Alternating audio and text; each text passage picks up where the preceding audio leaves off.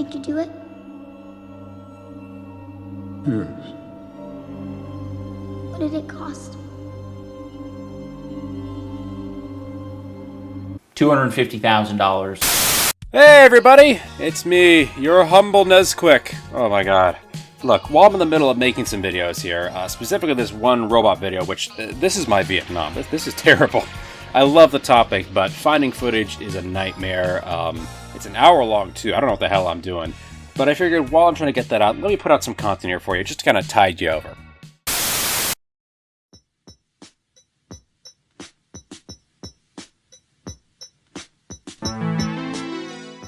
So, Colleen Ballinger, huh? Is that how you pronounce her name? Actually, fuck it, I don't give a shit. Miss Miranda Sings, which is the name of her character, or Colleen Ballinger, has been a comedian here on YouTube for the longest time, and she's been in some trouble here recently. As in 2020. But the drama has resurfaced from that time, so it's back again with a vengeance. For those of you who have not been caught up on this, recently allegations of Colleen being a groomer have come to light. You see, here's what she did. She has a young male fan by the name of Adam McIntyre, who was at the time of all this going around 14 or 15 years old. And she sent him underwear. She brought this up on like a live stream as a joke, and then she actually did it. She also had him and a bunch of other young kids in a group chat. This is kind of like a fan chat, if you will. Not completely public, but also there was like a bunch of people in there too.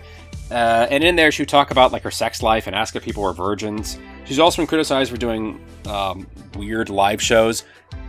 Yeah, I feel like this stuff kind of speaks for itself, if I'm being honest. But here's the thing.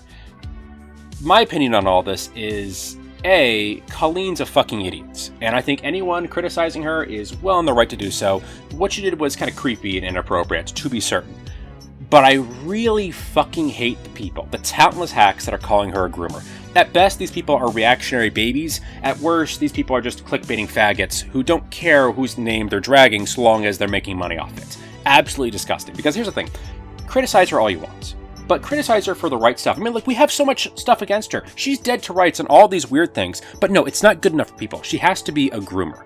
And I don't say this as someone who's like a Colleen Ballinger defender. I fucking hate her content. It's god-awful trash, and if she went away, we'd be all better for it. Plus, what she did here is very criticizable. But this isn't grooming. At least not as far as I've seen. Even though Adam wants us to think that, and we'll get to him in a minute or two here, folks. I don't think it is. Like, there was no end goal to this. As far as I know, most of this stuff, and all of it, was kind of private was public, or at least semi-public. What am I supposed to think about any of this? Was she trying to, like, have sex with him, or what? There's no proof of any of that stuff. There's nothing about that at all. And when you see other images of her talking about, like, her marriage, she's, like, venting about her marriage to her fans. Like, that's bad. You don't want to do that. You know, trauma dumping of that nature, but are those the actions of someone who's, like, actively trying to groom people? Or are those the actions of someone who doesn't know the boundaries of the fans and acts inappropriately in that regard? You see? That leans kind of credence to the idea that she wasn't, like, trying to fuck Adam or groom him. It just seems like she's an idiot. Or even all these stage shows she gets criticized for. Guys? Like, is this evidence of her grooming too? Well, no, Nezquik, she's touching kids, she's making weird jokes. Yeah, but they're jokes, though. They're pretty clearly framed as jokes. They are jokes. It doesn't make this appropriate. I mean, she is an older woman doing this. I think that's certainly criticizable, but is it grooming? Is it evidence of her being a fucking pedophile? No, and I think if you take it to that point, you're going too far. You're getting kind of caught. You're getting caught up in the bandwagon. You're getting lost in the sauce, friend. It's all ridiculous. And if we want to talk about just ridiculous, this fucker right here. This is Adam McIntyre. Adam McIntyre, how would I describe him? He's a gutter snipe. He's kind of one of the worst types of YouTubers, I would say. He loves talking drama, every kind of allegation under the sun. In fact, actually, Adam McIntyre is the kind of motherfucker who I don't think he's come across a sexual assault allegation he didn't want to make a monetized video about. That's the kind of guy it is. He doesn't give a fuck about the truth. He doesn't give a fuck about what he's saying about people or whose lives he's hurting. He doesn't give a fuck about victims. He gives a fuck about the money and the clout.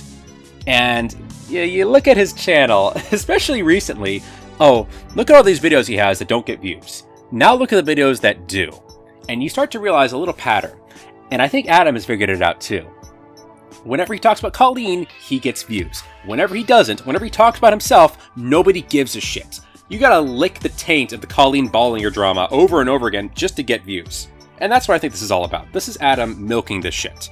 That's not to say what happened to him was correct, or that he doesn't have a reason to be upset. But end of the day, I really feel like, considering what happened to him, he's taken this pretty far. Oh my god, Nezquik, are you attacking the victim of this? He's just grieving. We all cope in different ways, Nezquik. It just so happens the way he's coping is very lucrative and gets him a lot of clout. Yeah, okay, sure. I see what you're talking about.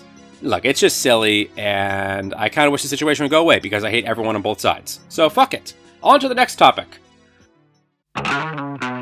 Oh, no. Why does it have to be this way, iDubbbz? Why? I said to my brother when I first saw this video, the L's keep coming, okay? And they just don't stop coming. Okay, iDubbbz, I'm sick of talking about him at this point, but shit just keeps coming up. iDubbbz is a very famous content creator, especially in my sphere of the internet, known for being edgy, known for being weird, known for saying bizarre things and having fun and being one of the more unique voices on YouTube for a time. In recent years, he's completely fallen away from that and has kind of become basically a loser. And honestly, the loser saga keeps on keeping on because we get this little thing. Now, let me get into some backstory yet again here. iDubbbz put together an event called Creator Clash, which is a boxing event between different YouTubers where the proceeds go to charity. And it was actually a success. It made money, and it warranted a second Creator Clash.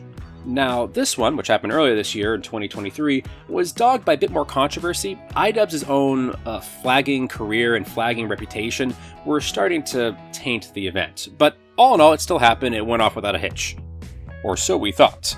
As iDubbbz now released this video where he admits that, it lost money to the tune of $250,000, and no money has gone to charity because there's no proceeds to go to charity. We lost $250,000 on the event. To his credit, this is actually a very honest and earnest video, and it's trying to cop to a lot of stuff that he did, which is good. I like that. It's just a shame to see. Oh man. Look, I haven't made it pretty clear that I don't like where iDubbbz is taking his career recently. I don't like the things he's done, the things he's said. And while I don't give a shit about the Creator Clash, I didn't want it to fail this spectacularly. I mean, now it's, like I said, a $250,000 boondoggle around iDubbbz's neck. And yeah, none of the charities made any money, which is kind of shitty. And iDubbbz admits plainly that was pretty shitty. Ultimately, I guess if you want a little armchair content creation coming from old Nezquik, which is pretty funny, my opinion as to why this all failed is pretty simple. One, iDubbbz's reputation. I think that's pretty plain. He's now more of a bust than a boon to his own live event, which is kind of sad, but it's true at this point. It made it where it's cool to not support him. It's cool to pirate it, which apparently a lot of people did. Per iDubbbz, 1 million to 1.5 million people pirated it, whereas only 50,000 people actually paid pay-per-view. Your first Creator Clash had 100,000, by the way. And that gets me to the second point here, which is, why did you change the financial model? iDubbbz mentions in the video how the stream this time around was a pay-per-view stream. It wasn't a free stream like it was last time. This pay-per-view stream too, by the way, apparently had ads as well. I don't understand why they changed that model if it worked for the first Creator Clash. Surely it would have worked for the second one just fine, but for some reason someone felt the need to change it. The third thing, and this is perhaps the reason iDubbbz is least willing to admit, is this whole YouTube boxing shit is kind of a fad that faded. And it's a novelty that doesn't last very long, just in general. I mean, look, I'm sorry, I don't like the YouTube boxing shit, and I've said this before, but I think it's something that iDubbbz in the past would have made fun of, as kind of a useless, goofy trend of, unprofessional idiots just trying to milk some clout out of their own names one last time. And so, trying to capture lightning in a bottle twice was just really tempting fate. I mean, to give you an idea as to how played out this whole boxing shit is, Elon Musk and Mark Zuckerberg are contemplating boxing each other. That's how dead the joke is, right? When Elon Musk retweets your meme, you're fucked, alright? Sell your Dogecoin, because it's going to zero. Yeah, it's sad to see it happen, but I don't know what you expected. iDubbbz admits, by putting together this model, this pay-per-view model, it becomes easier to pirate than it does to actually do things lawfully. When you combine that with the reputational boondoggle he's had recently, it's kind of a no-brainer why this all went to shit. And I know hindsight's 2020, but yeah, this had some pretty obvious flaws going into it. So there you have it, folks. 2 fuck-ups in about a week's time. You hate to see it. But you know what I hate seeing more? Old fucking YouTubers. Has-beens, get the fuck out. I am so sick and tired of talking about these kind of people. Both the people I mentioned here, Colleen Ballinger and iDubbbz, have been making videos for 10 plus years. And you look at any of their content, and it's clear that they've lost the talent and spark they've had for this a long time ago. I mean, the only time iDubbbz ever seems to get excited on his channel is when he's making one of his humiliation fetish videos, which is increasingly what his channel is becoming in recent years. And as for Colleen Ballinger, just take a look at her piece of shit Netflix special trailer, just to give you an idea as to what kind of content creator she is. Look at me, I'm a pregnant queen. When you get famous on the internet, you get tons of haters. Look at this one. Ugly piece of beep. I hope you beep and die. Now, Joe Bob responded to his own comment and he said, subscribe to me, please.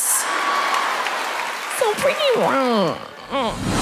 Yeah, I'll take less of that, thank you very much. You know? And it sucks because I see people constantly bitching and moaning. Nezquik, it's so sad what iDubbbz has become. I remember when H3H3 was funny and good. I remember when Filthy Frank used to pose, blah, blah, blah. And they're going on and on about all the great creators of the past that have really lost their charm and their spark. And I agree, it's sad. I don't like seeing it happen, but it's inevitable. But that's the thing, though. The sun will always set, but it'll also always rise again, too. It's a cycle, you know? And as old creators get crusty and die off, fuck them. You know what needs to happen? New creators need to come in their place and do what they used to do, but better. If you want more iDubbbz-esque content in the world, I'm just gonna be honest, you're never gonna get it from iDubbbz ever again. So you know what? You gotta find the people that are doing that kind of shit. Or better yet, become that kind of person yourself. So anyways, hope you guys enjoyed the video, and I'll see you in the next one. Bye. You're an insecure, unoriginal little bitch, and that's that. So come to think of it, you're actually the dog filter on Snapchat. Got cash, money, and the views and the clicks, and yet you're always gonna be a little bitch. Now I'm finished as planned. It was just 3 minutes, so it wasn't that bad, but I got one question to ask you, bro. Did it feel good, though?